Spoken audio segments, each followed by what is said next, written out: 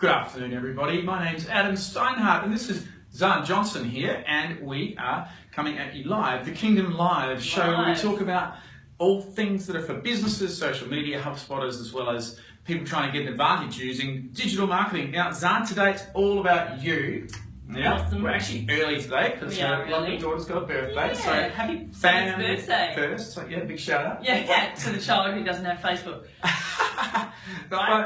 So we are here today, and we're going to be talking about competitions. Yes. Thanks to a viewer request yesterday. Yeah. So we had a question from Lauren in Queensland who was asking about competitions and the best way to run them, and whether or not we had any tips or tricks for running them successfully, which is a really important point. Successfully. Absolutely. Now, I am at your mercy today because this is your space. It kind of is, really. So I'm going to be asked the questions. And let's talk first of all about the competition landscape. So when we talk about social media competitions, what sort of platforms actually allow you to create social media competitions? That's a really great place to start. Not a great question. It's a good place to start. There's a lot of different programs out there or applications that will let you do it. So it really is about finding the one that suits you the most. We've used several different apps here. And are we talking for Facebook or Instagram, or which platform specifically? So where we tend to find the biggest success is on Facebook, but a platform that is worth its weight in gold is one that will allow you to embed the competition on your website. As well as operate it on your Facebook page. Okay, so that gives traffic back to your website. Exactly. Yep. So the rules of running a Facebook competition from Facebook are that you must use a third-party app. Okay. So that back in the old days, you could just run a competition straight on Facebook, but now the best way to do it is by actually going out and using a third-party app. So a third-party app will let you post the competition onto your Facebook page and have it embedded on your website. Oh, okay, sweet. So now, why do you want to have that embedded on the website? Why wouldn't you run the whole thing on Facebook? Well, it's a good point, and you really need to break it down and think about the competition in a campaign sort of. So the Facebook platform is great because you can take people from the Facebook page through a link to enter still on the Facebook platform. A lot of people like to do it that way, and don't feel that they trust being taken from the Facebook platform to an external page. So that's cool. We like to stick with the Facebook side of things. Okay, so that's where the software you're using will actually happily allow you to enter on Facebook, as well as allow you to then also set up a link to a website. Exactly. So where the beautiful part of having it embedded on your website is that you can then take people from Twitter and take them to the website, Google+, LinkedIn. Your own email efforts. Cool. So we would always accompany a email blast with any sort of competition that we would run. Third party people that might be involved with your competition. We often have bloggers that like to help propagate. So that third party thing I think is really important, in that what you're able to do is when you're running a competition, and we're going to talk about prizes in a sec. But in my experience, we've had good situations occur where we've actually combined two businesses together. And so, for example, we used a hotel company and a car company and said, let's create a competition where you both contribute to the prize and you both contribute your address database, and that means you get crossover into both worlds. Absolutely. So if we cross into the prize scenario. Let's cross live to the prize. Live to the prize. Live to the prize. The prize is a really important part of the competition. Now that might seem like stating the bleeding obvious, but what you're asking people to do is hand over their email address effectively for a chance to win. So I need to know that that prize is actually worth something to me. My email address is really important. I'm not just giving it away to anybody. Plus, it's also very competitive, isn't it? If you're producing just a silly little prize of very little value, then how's it going to stack up against other people offering trips and free this and free that? Absolutely. And so it's fair to say that if you want to get the cut through of a competition, the prize has to be pretty awesome. It does. So by all means, offer some of your own products, but look at bolstering it a little bit with a gift card from an external source. It doesn't have to be someone that offers anything remotely competitive to your market. You know, it can be something, a movie ticket or just something to boost it up. And I guess by offering something additional to your own product, it kind of shows a little bit of trust that you're not just hunting that sale all the time. Trying to get a sale. Yeah, exactly. Okay. All right, nice. So the price is really important. It needs to be of significant value to the customer. Yep. Is there a correlation between the more expensive the prize, the more you feel like, oh, I'm not going to win this? So if I say you can win a Ferrari, for example, versus winning some car washing product. Then I will wash my already won Ferrari. Yeah. I mean, is that a fair comment, do you think? Well, yeah, I do. I mean, a Ferrari is a pretty extreme example of a prize. I'm not sure how many competitions you've won that way. No, none.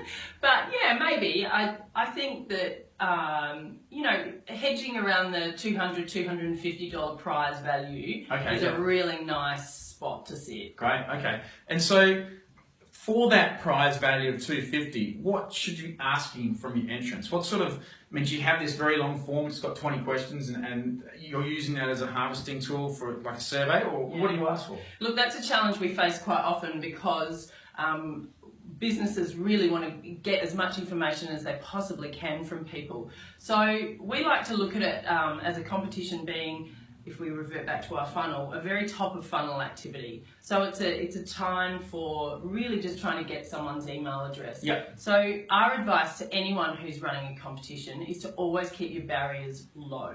So low barrier. Low barrier. Yeah. Don't ask too many questions. We really just want to know first name, last name, state, and email address. Once we have that email address, then we can start to nurture that contact and get more information out of them and bring them down the funnel to a point where hopefully they transact with us in the future. And every state needs its own lottery license too, that's right. Well, it is different state by state. South Australia's rules are different to New South Wales, so we do urge that whenever anyone is looking at running a competition, the terms and conditions are really important. That's something that businesses generally have under control with their own legal team. So we're happy to guide people, but we don't take that on ourselves. We always refer that back to the businesses, but please investigate the lotteries, commissions in each of your states. Yeah, and the terms and conditions thing is really important too, because what you do find when you're doing competitions is professional people entering these competitions that game the system. And we've seen that in the past too, where they've actually used multiple email addresses or Facebook addresses to enter the competition. So what are some of the challenges that the viewers might have to actually look out for in that space? Yeah, well, we have seen that. So looking for email addresses that are bogus sounds really easy, but it's actually kind of challenging for you to scrutinise that as they're being entered. Yeah. So a lot of software applications, so the apps that we use, have IP tracking and will actually bounce anyone who looks like they're fraudulently entering. Yep. And I think what's important about that, remembering that those instances where that's occurred, is that the IP tracking software, these are things that your terms and conditions need to be able to deal with. Absolutely. Because what happens, of course, is the people taking advantage of the gaming of the system, they are also the ones that are quite hostile when you kick them off because they've won the prize. Yeah, that's true. And so then it can go a bit legal. Yeah. The great thing about terms and conditions too is that it actually puts some parameters around the competition for yourself. So it gives you a launch date, it gives you a draw date, and then it gives you the steps effectively to follow for, on this date we will then let the winner know, on this date we will post it on Facebook that the winner has won, and so it's a set of rules effectively. So terms and conditions can be a bit boring and overwhelming, but they're actually kind of necessary to bring the whole thing into a nice neat package. Yeah, very much needed. Okay, and so we talked about the competition living on the website. Yeah. So what's some of your favourite software tools that actually make this all happen? Good question. We are big fans of a program called ShortStack. Yep. ShortStack's great because it has themes and already built templates, that's the word I'm searching for there. Templates that you can go and use yourself. Gives you examples of other competitions that have already been run. Yep. But it also lets you alter and adapt the competition to any way that you like. So we have our great programmers here are able to go in and make the look and feel look like the client's website, which is really, really smooth and easy. Looks great. So ShortStack then talks beautifully to Facebook. Okay, great. So ShortStack would be one of the apps you'd use, and go to Facebook, and then also create that environment for your website, and then from there you pump all the information, people to your website. Yeah, now, do you send them to the website or the Facebook? Where do you prefer to go? I prefer to send them to the website. Sorry. Yeah. Sorry, Facebook. like I said, Facebook's great if you're already on Facebook, but the name of the game for us is to always be driving traffic back to the website. Yeah. Because once someone enters, they're on your website, they might just go and have a little shop around. So plus, I'm guessing that there would be a landing page experience after the entry. So there's always there's always a thank you, and then on that thank you, there is also sharing buttons. So the sharing buttons are really important because the whole idea of the competition is obviously to spread the word. So that gives the user the opportunity to share that with their friends. Yep. Some competitions will let you give bonus points for the more sharing you do. Yep. So, you know, causing a little bit of virality. Never hurt no one. Exactly. And if you're promoting a competition, should you also create blogs to go with that to talk about? Yeah, for sure. And what sort of content would you create to enhance that experience from the competition point of view? Yeah, definitely. You could create a blog that talked about the prize in more detail. Yep. So if you had a prize, like a gift basket that had 20 products in it, you go through and explain Or my Ferrari. Or your Ferrari. Yeah. The features and benefits of each of the products. The value that the prize came to. You could talk about why, if it was a Mother's Day competition, you could touch on why mums are so important and why they deserve to have the. Oh, come on, oh, mum. Yeah. Why they deserve to have the gift. You know, I mean, it's a blog. A blog can be absolutely anything and everything. Right. Yeah. And so I guess what happens after the competition's finished? Because I mean, competitions are a two-way thing. You're effectively saying, here's a great prize, we'd love your email address in exchange. Yeah, exactly. And then what? Exactly, then what? The biggest mistake you can make is to then do nothing. Okay, yeah, totally. Waste money. Absolutely. Yeah. So you've gathered all of these great email addresses, you know, let's hope it's 500, say. What a great boost to your database. 5,000, 50,000, whatever. Exactly, yeah. So one of the first things that we would do would be to send an email to say thank you for entering. Quite often, if you have offered a voucher or a discount code, if you have an e-commerce store, you would offer that reminder to use the voucher again, provide the voucher detail, like the actual code. Okay, so that's a situation where you've actually given them a coupon code for thank you for entering. Yeah. Okay, so there's value in it for everybody. Yeah, exactly. Yeah, okay. Yeah. So the follow-up email is going to, I guess, remind them that they entered. Yep. Give them the code again, drive them to the website once more, and try and generate some more sales. And again, bring those people down the sales funnel. So you might have another opportunity to gain some more of their personal information. Yeah, great. Yep. So maybe an ebook, a download, a piece of gated content where you can learn more about them. Fabulous. Okay. So that's the lowdown on the social media world from a competition point of view. Yeah. There's lots to it. There is. It takes a lot of practice to get it right. And that's, I guess, one of the advantages that we bring to the organiser, to some of these competitions. We've done a lot of this stuff before.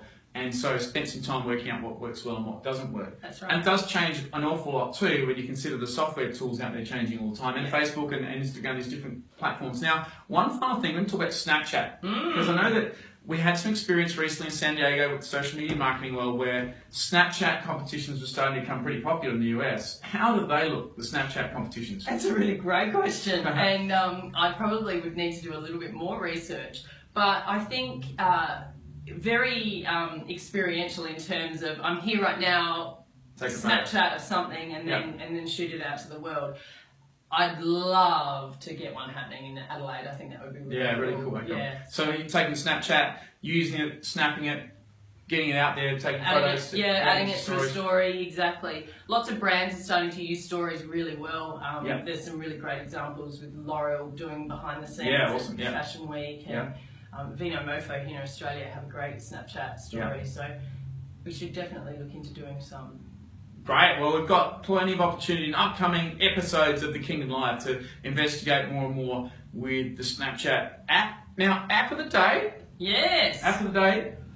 What's your app of the day? Well, I was going to go with WordSwag. WordSwag? Yes. Right. Because WordSwag, we talked about yesterday with blogs, creating blog header images, but WordSwag is also a really cool place to make Instagram posts. So for the competition. Yeah, exactly. Yeah. So WordSwag available on the App Store. Yep. You can download it, and they have just released a heap of really cool new templates. So very modern. Very modern, very funky. They don't look templatey. So a really strong call to action on an Instagram post, because you have limited options with Instagram. Yeah. So you've only got that bit.ly in the link in the profile. So a nice strong image to post for Instagram to drive people back to the website to enter your competition is a good one. And I guess from that perspective, you know, tools like WordSwag mean you can get your competition to market quickly, and so the barrier to doing a competition is removed. So am I right in saying that you can WordSwag the art, you can WordSwag the different digital methods, and actually then use that for your blog, use it for your promotional material, pretty quick and easy. Well, and the beautiful thing with WordSwag is it will let you make a piece that you can Instagram, tweet, Facebook, share in an email. They've really got it switched on though. And I guess that goes to the heart of the digital world, where you can make these things happen quickly. Whereas if you think about the old days, maybe 30 years ago, we actually had say, right, we're going to run a competition. We need to go and create the entry forms. We need to get some sort of distribution mechanism, some sort of email, mail out. So now it's just a case of grab yourself WordSwag, get the data, pick the digital channels, get the software going, away you go. Exactly. Excellent. Thanks, Zan. Fabulous, insightful information. The Kingdom Live brought to you early today. Normally we're at 3 o'clock Adelaide time, but dashing off for birthday cheer. Birthday cheer, so happy birthday to the loved ones. So we've got tomorrow. We'll be back at 3. You'll be doing it with somebody else because I'm in Melbourne. Oh, yeah. Good luck with that. Excellent. Send your questions in. Let's see what we can do. If you've got questions, send them in for sure. We've got a whole bunch of back episodes now on our website, thekingdom.com.au/thekingdom Kingdom-Live. It changes every day, but it's easy to find on our website. Plenty of the backstories there, and you know, this session today was because one of the viewers actually asked the question, so the questions are great. Love it. Zan Johnson, thanks a lot for coming on today. Thank you very much. I'm Adam Steinhardt. We'll catch you next time. See you later.